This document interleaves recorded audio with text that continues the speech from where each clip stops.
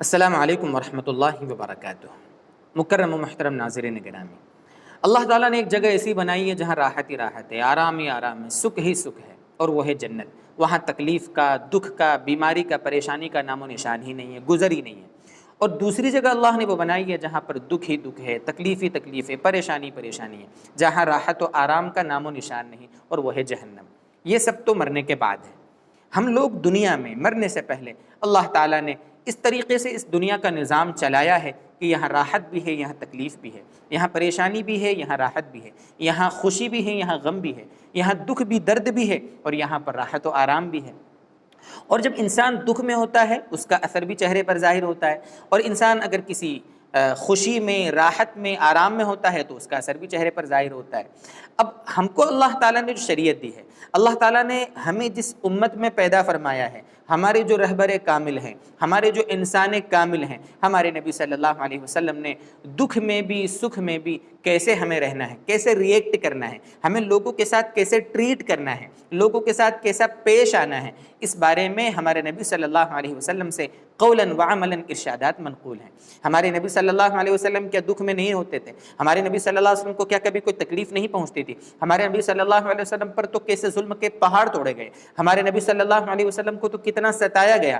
ہمیں اللہ تبارک و تعالیٰ سے راحت مانگنا ہے، آرام مانگنا ہے، عافیت مانگنا ہے، لیکن دوست بزرگوں، اگر ہمیں دنیا کے حالات کی وجہ سے کوئی تکلیف آ جائے، روزگار کے اعتبار سے، بیماری کے اعتبار سے، یا کسی اور پریشانی کے اعتبار سے اگر کوئی تکلیف آ جاوے، تو ہمیں اس تکلیف کے بارے میں اللہ تبارک و تعالیٰ کی طرف رجوع کرنا چاہیے، اور لوگوں سے اور اپنے فرینڈ سرکل میں، اپنے رشتہ داروں کے سامنے انتہائی مسکراتے ہوئے، انتہائی مسکراتے چہرے کے ساتھ، گویا کہ ایسا کہ اسے کوئی تکلیف ہی نہیں پہنچے، اس طریقے سے رہنا چاہیے۔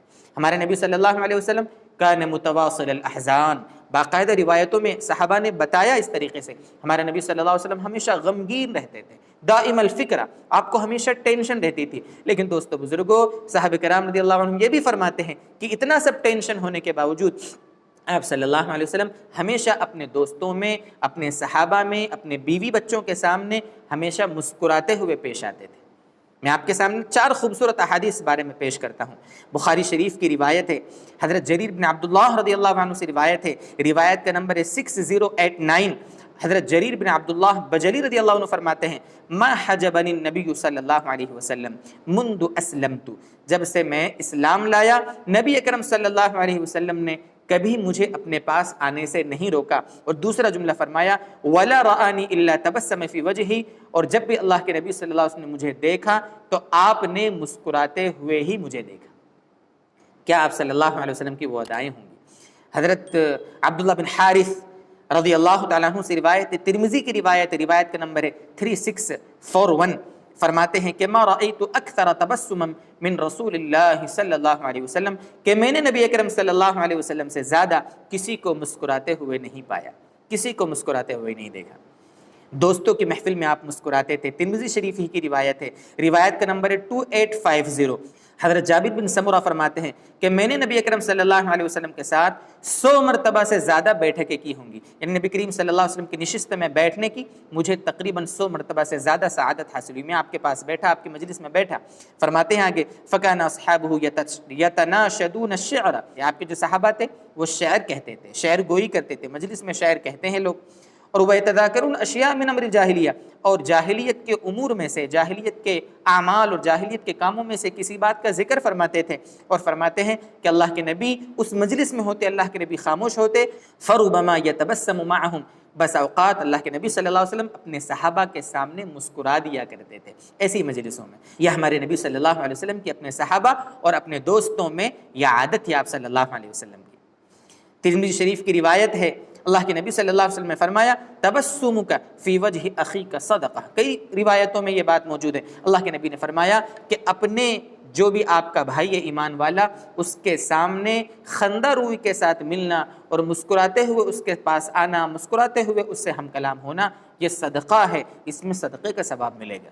ان ساری تفصیلات کی روشنی میں ہمیں یہ بات سمجھ میں آئی دوستو بزرگوں کہ مسکراتے ہوئے رہنا چاہیے، ہمیشہ اپنے دوستوں میں ہلکی پھلکی ہنسی مذاق کرتے رہنا چاہیے، ہمیشہ چہرہ بسورا ہوا رکھنا، ہمیشہ بالکل روتا ہوا چہرہ رکھنا اور اس طریقے سے رہنا کہ گویا غموں کا پہاڑ آپ کے اوپر سوار ہو گیا، یہ یقیناً ہمارے نبی صلی اللہ علیہ وسلم کی سنت مستمرہ اور ہمارے نبی صلی اللہ علیہ وسلم کی عادت شریفہ کے خلاف ہے۔ اور مسکرانا ہماری صحت کے لیے، ہمارے جسم پر ہونے والے اثرات جو جسم پر مرتب ہوتے ہیں اس میں یہ مسکرانا کافی معین و مددگار ثابت ہوتا ہے۔ دوستو بزرگوں، مسکرانا انسانی صحت کے لیے بہت ضروری ہے۔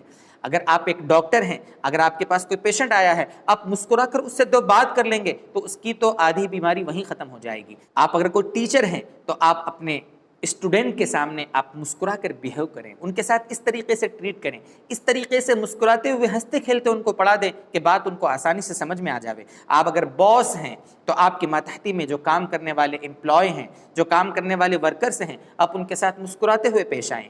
آپ شوہر ہیں، بیوی کے ساتھ مسکراتے رہیں۔ آپ بیوی ہیں کسی کی، آپ شوہر کے ساتھ مسکرا کر ملیں۔ آپ باپ ہیں، بچوں کے ساتھ مسکراتے ہوئے ملیں۔ آپ اگر دکاندار ہیں، اپنے گراہکوں کے ساتھ مسکراتے ہوئے ملیں۔ آپ امیر ہیں، غریبوں کے ساتھ مسکراتے ہوئے ملیں۔ آپ غریب ہیں، امیروں سے مسکراتے ہوئے ملیں۔ آپ کسی کے پڑوسی ہیں، آپ اپنے پڑوسی سے مسکراتے ہوئے ملیں۔ جن سے ملیں مسکراتے ہوئے، ہنستے ہوئے، اپنے چہروں پر مسکراہٹ کے ساتھ آپ لوگوں سے ٹریٹ کریں گے، آپ کی صحت میں اضافہ ہوگا، آپ کے چہرے پر اچھے اثرات، آپ کے جسم پر اچھے اثرات مرتب ہوں گے، لوگ آپ سے جڑیں گے۔ دکھ اور پریشانیاں کس کو نہیں دوستو بزرگوں، کوئی کم دکھ میں ہوتا ہے، کوئی زیادہ دکھ میں ہوتا ہے، کسی کو چھوٹی پریشانی ہوتی ہے، کسی کو بڑی پریشانی ہوتی ہے۔ پریشان ہر انسان ہے دنیا میں۔ انبیاء علیہ الصلوۃ والسلام کو دکھ آئے تھے، ہمارے صحابہ تابعین دکھ میں مبتلا ہوئے تھے، تو اس کا مطلب یہ تو نہیں کہ ہمارے اوپر اگر دکھ آ جائے تو ہم ڈپریشن میں چلے جائیں، ہم پریشانی میں آ جائیں۔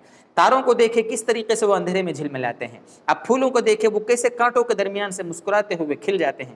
اگر دکھ میں ہم بھی ہیں، پریشانی میں ہم بھی ہیں، تو دوستو بزرگوں وہ دکھ اور پریشانی تنہائی میں اللہ کے سامنے رکھیں، اللہ کے سامنے دعائیں کریں، اللہ سے اپنے دکھ اور غم کو اور تکلیف کو دور کرنے کی کوشش کریں، لیکن دوستوں کے سامنے، اپنے ملنے جلنے والوں کے سامنے، اپنے پڑوسیوں کے سامنے، اپنے امپلائی کے سامنے اور اپنے جو بھی رشتہ دار ہیں ان کے سامنے مسکراتے ہوئے پیش آئیں۔ اس کا آپ کے چہرے پر بھی، آپ کی ذات پر بھی، آپ کی صحت پر بھی اس کا اچھا اثر پڑے گا۔ اس لیے ہمیشہ مسکراتے رہیں، اللہ تبارک و تعالیٰ سے دعائیں بھی کرتے رہیں، عافیت بھی مانگتے رہیں۔ اللہ تعالیٰ ہم سب کو دنیا اور آخرت کی ساری خوشیاں عطا فرمائیں۔ وآخر دعوانا ان الحمد للہ رب العالمین۔